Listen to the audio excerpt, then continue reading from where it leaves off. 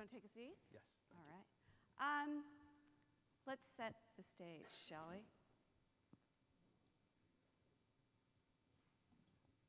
Redefine a stupid, broken, arrogant industry. The world is waiting for people to just step out. We're doing something brand new. It's a mindset. It's a way of thinking. Everything we do is designed to turn the wireless industry on its head. The plethora of opportunities to solve customer pain points is limitless. We are making history again. What we're about is changing wireless for good. Over and over again, we think about ways to solve problems. Listen to your employees, listen to your customers, shut up and do what they tell you. We're going to completely rethink the customer experience. We are totally disrupting this industry. The other guys cannot keep up. Shocking news. When you ask customers what they want and you give it to them, they love it. We are taking the things that everybody hates about wireless and eliminating them forever. Why does wireless have to be stuck in the 20th century? We're still on a mission to fix this broken industry. We didn't even get warmed up yet. We're only getting started. We won't stop. Woo!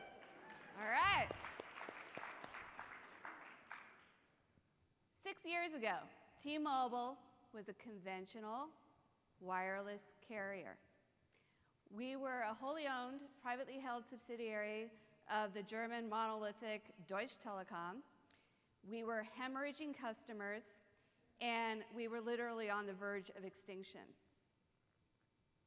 5 years ago, through our acquisition of Metro PCS, we became a publicly traded company led by a new, brash, dynamic CEO, John Legere, who was customer-obsessed and hell-bent on changing the wireless industry for good.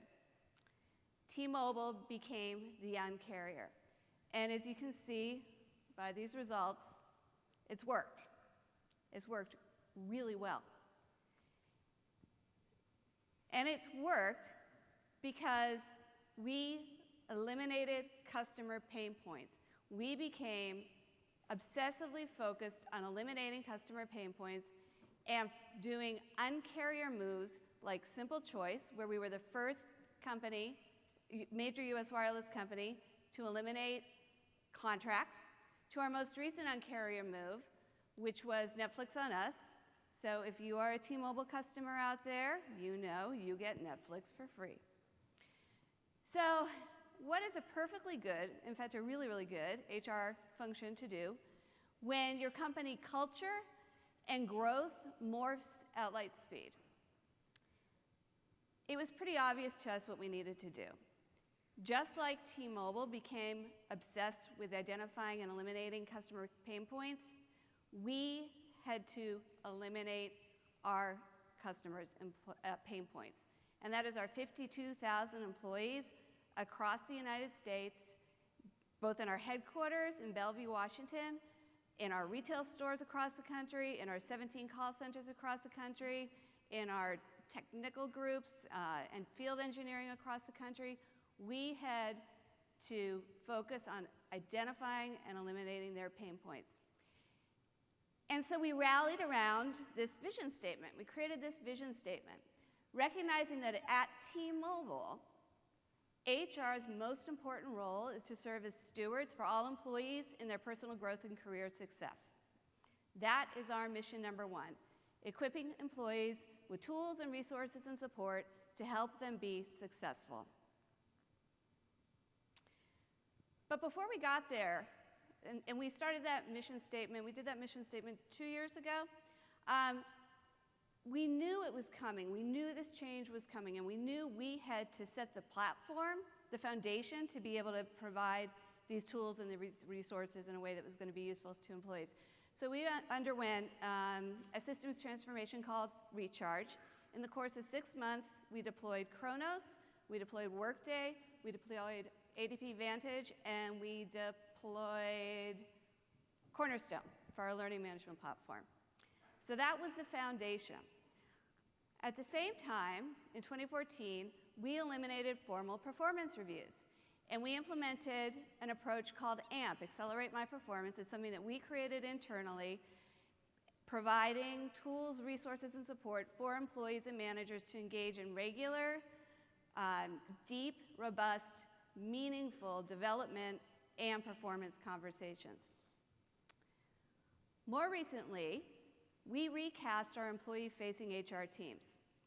We now call our employee-facing HR teams HR crews, and they are made up of employee success partners, talent scouts, and career agents. Those are new titles. We wanted titles that actually meant something and mean something to our employees. So HR business partner, now employee success partner, recruiter, talent scout, and leadership development consultant, career agent. And these folks work together as a team.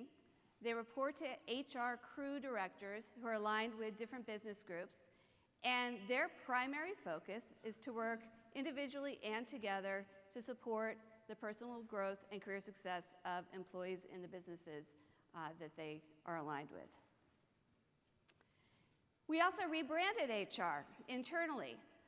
So we adopted #OneHR to identify ourselves as HR in T-Mobile for two reasons.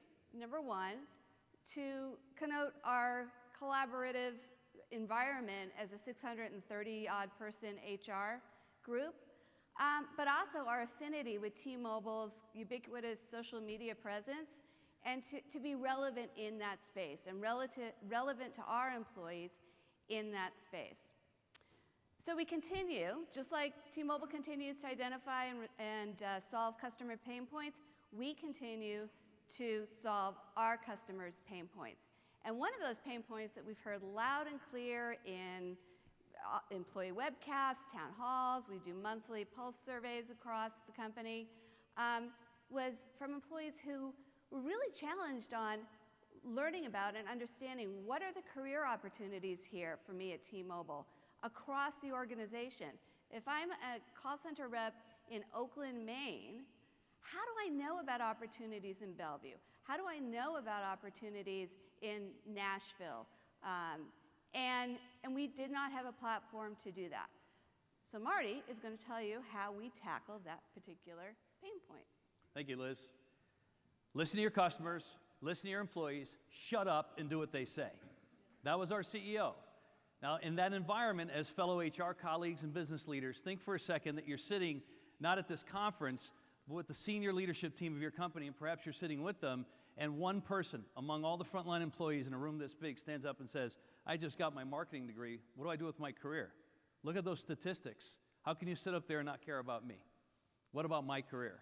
That's a painful point. That's very painful. And as someone responsible for talent and career development, it wasn't lost on me. And so the challenge was, how do we answer that question?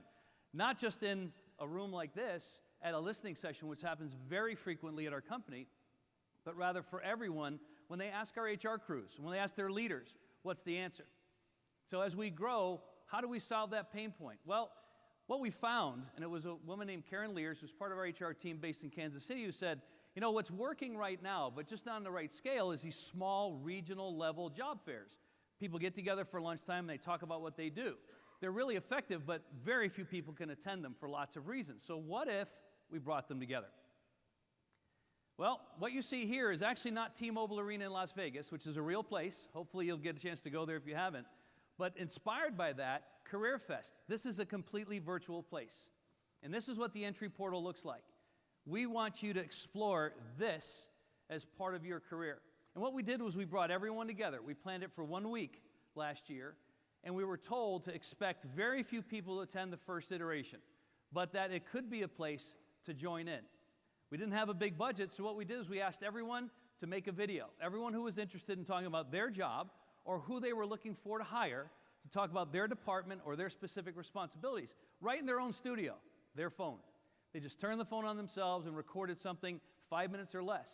And we created an environment where you could walk in and see each booth. And during the week it was staffed, there was actually chat rooms in each booth where you could ask questions and interact, sometimes with hiring managers, certainly with our HR team, and others who came in interested in that part of the company. Keep in mind, our two largest cohorts Tens of thousands of employees are in retail stores and call centers around the country. So oftentimes their opportunity for advancement, especially mobility, is not necessarily in their location, so they have to reach out and talk to someone who's not there physically with them. This put us all in the same place. And then we also scheduled opportunity for people to hear from our leaders.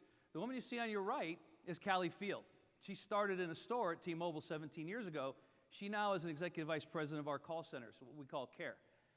And she shared her story. This year we'll evolve and actually talk about to more junior people about their path and how they're doing. And it ends up being very inspirational. And folks can step in and have headline acts right in our auditorium so they can step out of the one department and go listen to a leader. And every day we had several leaders speaking on a posted schedule. The other thing we wanted to do was attract, and we still want to do, career-minded individuals. So how to do that? Because if we're hiring at the front line in retail stores or in call centers, right, we might be just attracting someone who's interested in an hourly wage, just something to get hired and do. So we actually created some of our initial career paths in retail for T-Mobile, retail for Metro PCS, and for our call centers publicly. That includes potential compensation. That was a huge change for us. And those are posted externally at tmobile.careers. I invite you to take a look. They're really great. They're instructive for folks who are just attracting within the employer brand and, of course, our employees. So now we have greater transparency, at least for the very beginning of your journey, in some cases the first 6 years. So that was really important. Our employees loved it. So what were our outcomes? We expected something. We hoped to get 5,000. We had over 9,000 employees attend that very one week. It cost us less than $2 an attendee. This is not an expensive solution. And we were blown away. Great results and great participation for the very first week we did it. They applied for internal roles at a greater rate than the rest of our employee population and moved, both promotion and into other opportunities at a greater rate than the rest of the population who did not attend Career Fest. And we had a 71% Net Promoter Score. We're really proud of that. So one thing I can tell you is that we're thrilled to be up here representing the HR team that's here to receive the I4CP Award. Kevin and team, we're thrilled and honored. And as our colleagues, you have our commitment that we won't stop.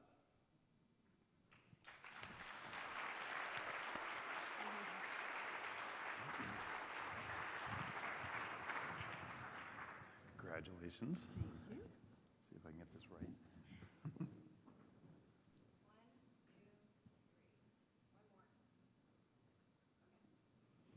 Here you go. Congratulations, guys. You're welcome.